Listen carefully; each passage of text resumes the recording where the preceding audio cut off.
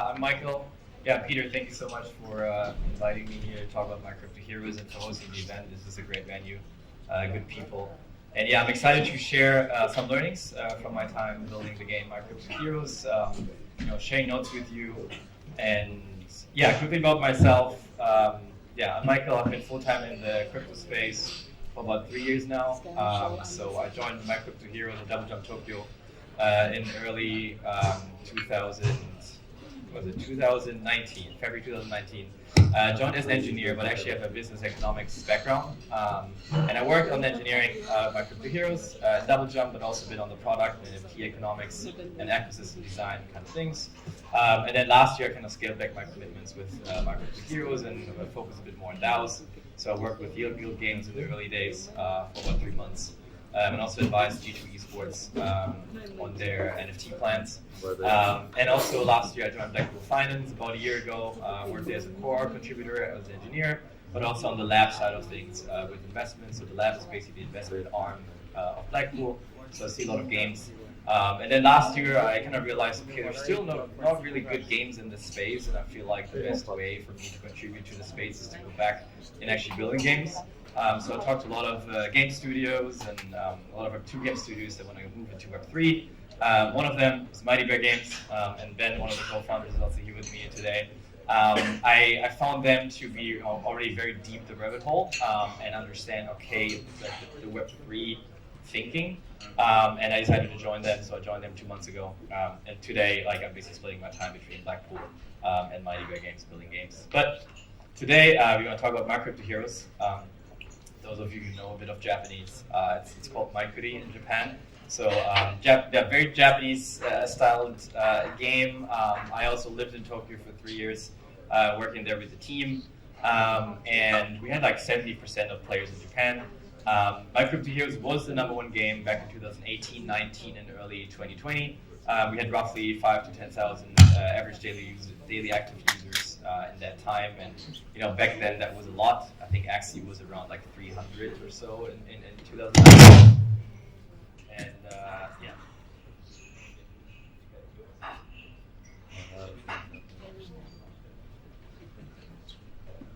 Test. Okay. Yeah, just some numbers. So in terms of like primary sales, meaning that we sold NFTs to users, we made about 20K ETH, and back then ETH was like $250, so it's a bit less than it looks like right now. And then secondary volume about 27K ETH, just to show you some numbers and and that was a lot back then. Nobody would have known that the space would blow up this crazy, thanks to Axie primarily. And yeah, so about My Crypto Heroes, just a bit of context about the game. I'm not going to talk about every single design detail, but basically the NFTs are the heroes and the weapons. We call them extensions. One team is made out of 3 heroes. Each hero has 2 weapons. They have different stats. You put them together. Then there's PvE and PvP that you can play. Also, we did a land sale in early 2019. Where there's 9 different kind of lands in the game that you're joining as a player, and users could buy land, and we actually give 30% of the player's revenues, depending where the player is and which land, we give that back to the landholders, so it has some passive income as well.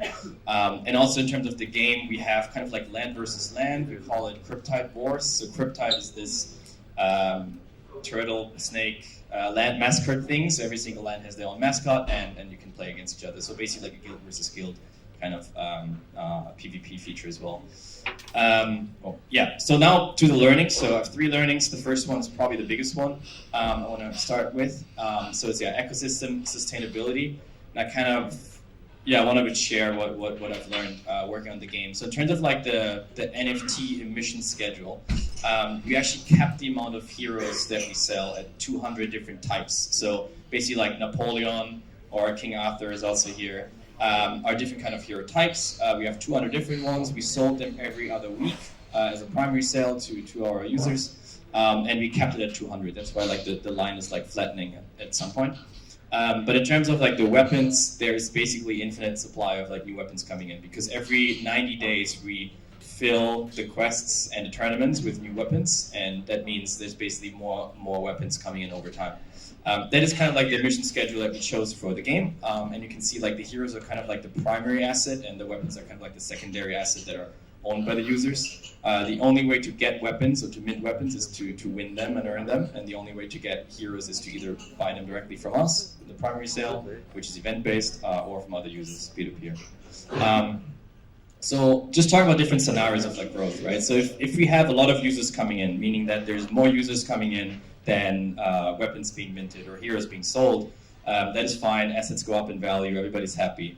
However, in a more like medium growth scenario, where at some point the growth stagnates, and that's what happened. We stagnated around 5-7K daily active users. At some point, like with the heroes, it's still okay, as you can see, in terms of like supply and demand. But for the weapons, they just inflate over time. I think we see this these days now a lot with utility tokens, similarly. So basically, the more weapons are minted, there's not enough players coming into the ecosystem, meaning that the value of the weapons are decreasing.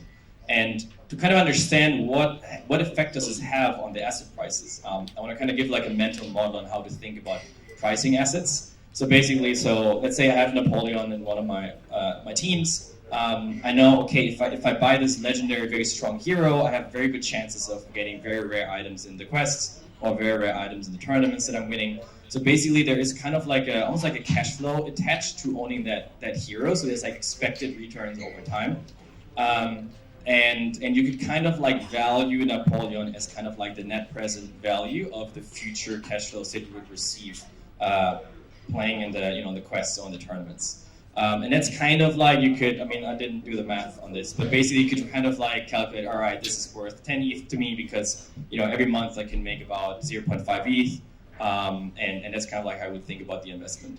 However, if you have, again, this scenario where we're stagnating in user growth and there's more and more weapons coming in, what happens is kind of like, okay, the future weapons are probably going to decrease in value because there's just more and more weapons, less demand for new weapons because people have enough. They have their meta figured out in their team.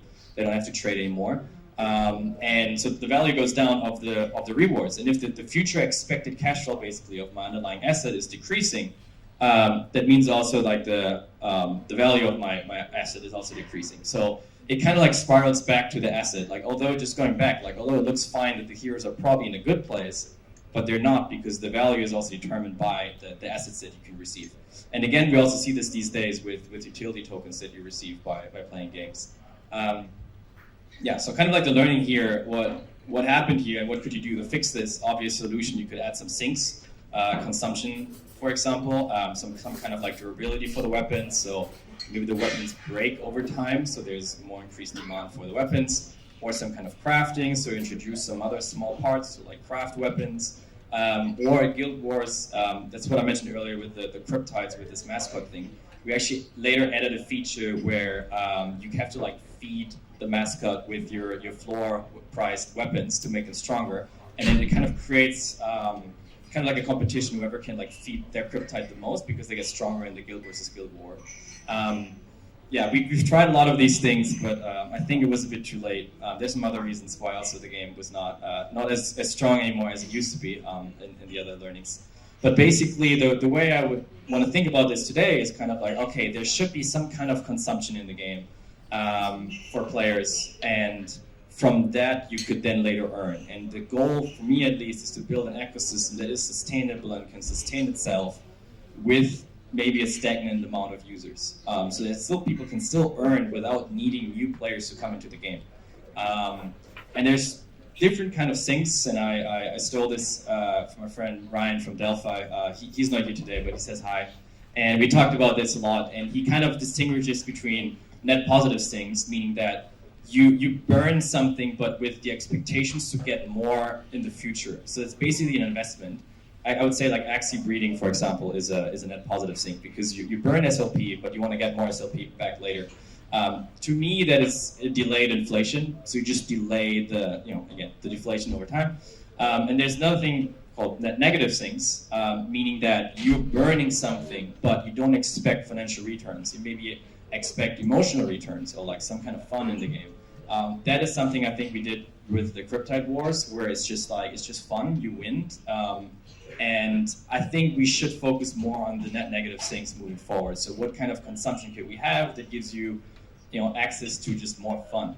And of course, key ingredient to that is building games that are actually fun and not just financial, highly gamified games. And these days, I see a lot also on Twitter being talked about just how utility tokens are crashing. I believe there's a lot we can learn on that front, and it's maybe also something we can talk about tomorrow to kind of co-learn and share notes and figure this out. And I do believe as an industry we have to figure out how do we build these net negative things, so we can build games that are fun and not like hyper financialized. And I do like hyper financialization, that's why I'm in the space, but I think to get into mainstream it needs to be a bit more accessible, basically. Good, yeah, that was the first learning. The second one, about ecosystem scaling. If you as a company have a game that is successful, how do you scale? How do you go from there? As a traditional game company, let's say a Web2 company, you would just build a new game, right? You just launch a new game and just game after game and you churn it out as a content machine. As a Web3 native company, you have to think a bit differently about this, and that's what I kind of want to share with you. But first about what we did at MyCryptoHeroes. So one of the investors of Double Jump Tokyo is Gumi. Gumi's a big Japanese game company. They own the IP called Brave Frontier. And we were like, all right, let's take that IP, let's bring more people into the space. And we launched Brave Frontier Heroes, which was basically a reskin of MyCryptoHeroes with the exact same economy design, sometimes exact same front-end code as well, actually. The battle mechanics themselves, they were a bit different. A bit more interesting and deep than MyCryptoHeroes, but it was basically very similar. And what happened, kind of the ecosystem was like, okay, now we have MyCryptoHeroes and we have Brave Frontier Heroes. And a lot of users were like, okay, there's this new game coming out. Let's sell my assets in MyCryptoHeroes and let's invest in this new game, Brave Frontier Heroes. So people sold their stuff. They moved over because they thought there was a higher expectations of return. And then we had this declining growth scenario where players were leaving the ecosystem, and I mean, you can imagine what happens to the asset prices. And then MyCryptoHeroes was like further tanking, in my opinion, and users went there. And then the Brave Frontier Heroes people were like, hold on, if MyCryptoHeroes, which is basically the role model of our game, is not going to make it in 2 years from now, if like basically Brave Frontier Heroes is basically MyCryptoHeroes but 2 years back, right? So if MyCryptoHeroes is not going to make it, then Brave Frontier Heroes users are like, well, maybe this game is also not going to make it. So they got scared, and the game was also, in my opinion, didn't really take off because MyCryptoHeroes was also not proven to work after 2 years.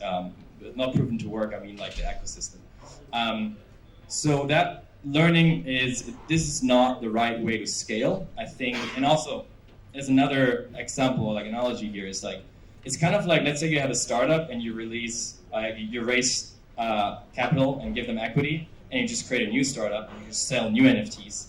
That is obviously not great. So I think what we should have done instead is treat MyCryptoHeroes as the main game, treat all the NFT assets as equity that the users have in the game and the community, and anything we do afterwards, it uses the assets of the first game. So it uses the MyCryptoHeroes heroes, it uses the weapons, and the other way around. So kind of like creating a whole, like, I mean, people call it the metaverse these days, but creating like a whole interoperable ecosystem of games where it can take my assets to other experiences and not just selling new assets again, because that's, again, it's kind of like starting a new company and selling equity again.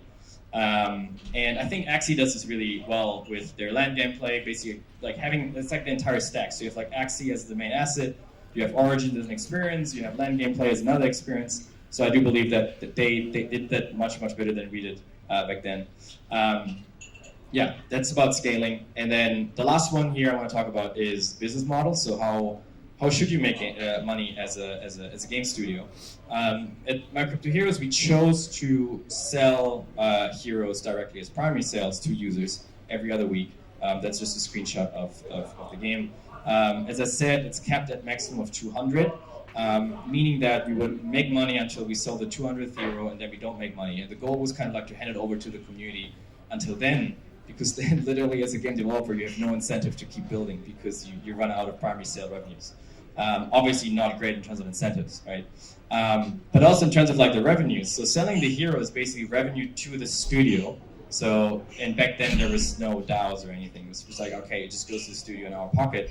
And the weapons that players receive are player revenues, meaning the revenues or the return they make from playing the game. So as you can see here, it's kind of like, okay, one revenue goes to the studio, the other revenue goes to the players. how does that really play out? And what I've learned is it kind of creates a misalignment of incentives, because you, as a studio, you incentivize to sell more stuff and more stuff, but it dilutes the value of the existing assets of the existing asset holders. So that means you want to make money as a studio, but the users don't want you to sell more stuff. So it creates, again, a misalignment of incentives right here. And what I would propose instead is to just give all the rewards to the players. Say, okay, everything that's minted in the game is minted by rewards and returns. And I think as kind of like an effect here, it also adds a bigger revenue stream to what you would get out of your assets. Meaning that, let's say you have, 50,000 heroes in the game, and you have a lot of new players coming in, and you want to mint more heroes because you don't want the prices to like skyrocket. You should not sell them with a primary sale. That's not that great. So instead, you should give it as rewards to the existing asset holders, because if they can get more heroes throughout their play span, they would also increase the value of their hero. Or at least, if there's a lot of new heroes being minted, they don't get as much diluted because they receive these as winnings, if that makes sense. So what I would want to see moving forward is to focus more on secondary revenues. I personally have strong opinions that primary revenues are not great. I know it is tempting to sell a lot of NFTs and to sell land and make millions overnight, but I do believe it's not healthy for the ecosystem. I think focusing on secondary revenues primarily is good, and I think Axie has shown us this is possible. And even now, after the huge hype, Axie is making 150K here per day in secondary revenues, which is still good.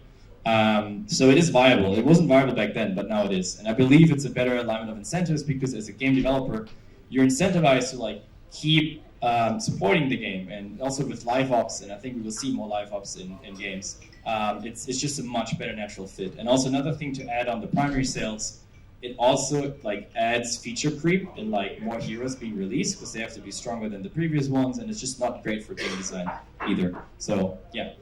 So that's basically, it wraps up the three learnings. And I recently joined a new game studio, so you might ask me, maybe not, what's next? I haven't really shared much about the game that we're building. Some people in the room know, but this is the first time that we publicly announce what we're working on and what we're doing, and I'd love to just share it with you guys in this very small, intimate group, a little sneak peek. And the game that we're working on is called Mighty Action Heroes, which is actually a Web3 native DAO. The game studio, Mighty Bear Games, is a core contributor to the DAO. The game itself will have a lot of the learnings from personal learnings from MyCryptoHeroes, but also a lot of learnings from the market in general. For example, any new hero that is minted can only be won through the ladder. So basically, there's no primary sale of heroes. The game itself, it's going to be kind of like a Battle Royale, brawler kind of game. We would start with a Battle Royale kind of game, and then add Arena Brawler, add a MOBA, and add some other games within that ecosystem. So that's for the second learning. We will have assets being interoperable between the different experiences and not selling new assets for every single game. And also we will have syncs that, are net negative syncs for just more fun. And And I'm very excited to work with the studio because they know what they're doing. They have built good games in the past. One of them was with Disney called Disney Mania. So I'm always excited to build generally first a game that's fun, and second also a game that's profitable for the good players. And and also this is work in progress, so this might change.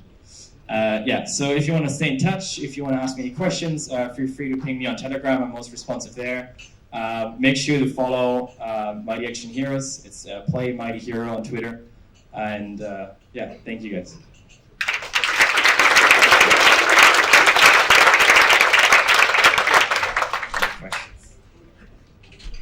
Good questions, unfortunately.